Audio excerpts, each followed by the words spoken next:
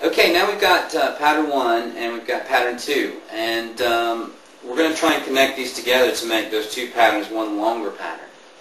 And that will help us, we want to create eventually the ability to kind of improvise and be able to kind of continue with an idea and let it flow around the instrument without having to necessarily stop or start or feel like we're just kind of putting licks in there or whatever, So one thing that we do a lot of times in this style of guitar playing, or any style pretty much, is we use different kind of sequences to set our fingers up rhythmically as well as melodically to get to the next point on the guitar.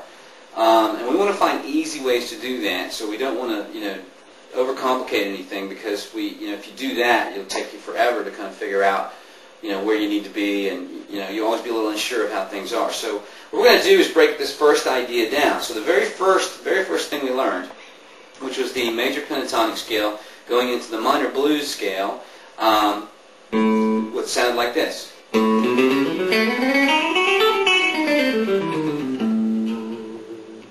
that was the very first example. And so you've got that memorized now, so it should be a little easier for us to talk about that. And what we're going to do is we're going to use a sequence in this pattern. Now, if you have learned the first pattern, I'm not doing anything unusual with the first part of it. All I'm going to do is play straight up that first pattern.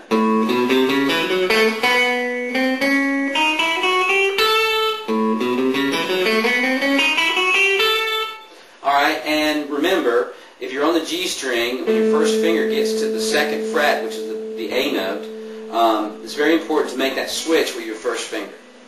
That's probably the easiest way to do it. And it sets you up to put you into the blues pattern. Now when I reach the top note on the E string in the minor blues scale, or blues pentatonic or whatever, that's the A note on the 5th fret. I'm going to walk down this pattern to connect to the next one. So what I'm going to use is a little sequence, a little bluesy sequence or whatever, to get my fingers set up to go into the next pattern. So it sounds kind of like this. That would be the pattern itself.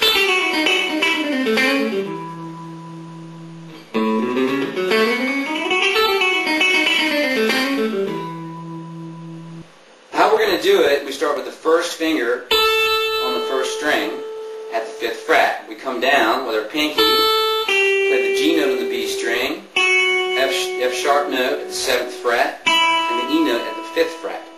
Then we continue on down to the 8th fret, which is our flat 5 note, E flat. Then we're going to go to our 3rd finger on the 2nd string, back to the F sharp note at the 7th fret.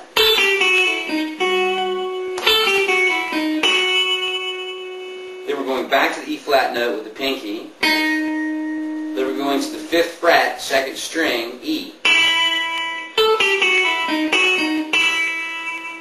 Then we're going to come down the G string. E flat, D, C. To the tonic note, or A, on the D string.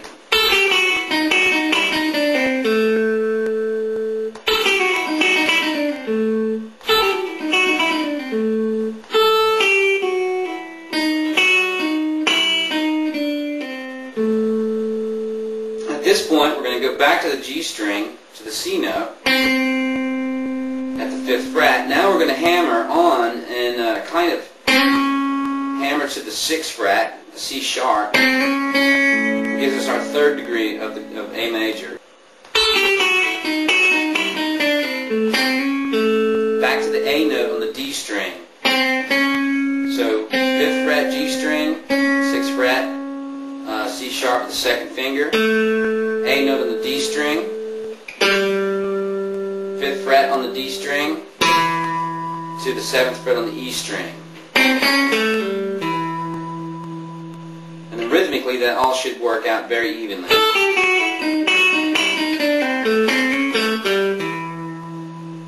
Now the phrase by itself doesn't sound that way, but when you add it to the very first part of the phrase that we talked about, the original phrase we started working with.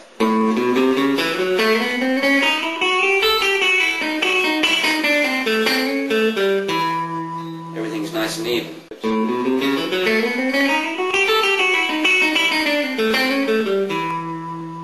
Now at this point, to connect this phrase to the next one, you're going to use your first finger slide again. You're going to go from your G note to your A note. And this is more of a ghost kind of slide, or a ghost note. You don't want to hear too much of that, the G note. You want to just kind of get your first finger in position at the 7th fret on the D string to start the next pattern.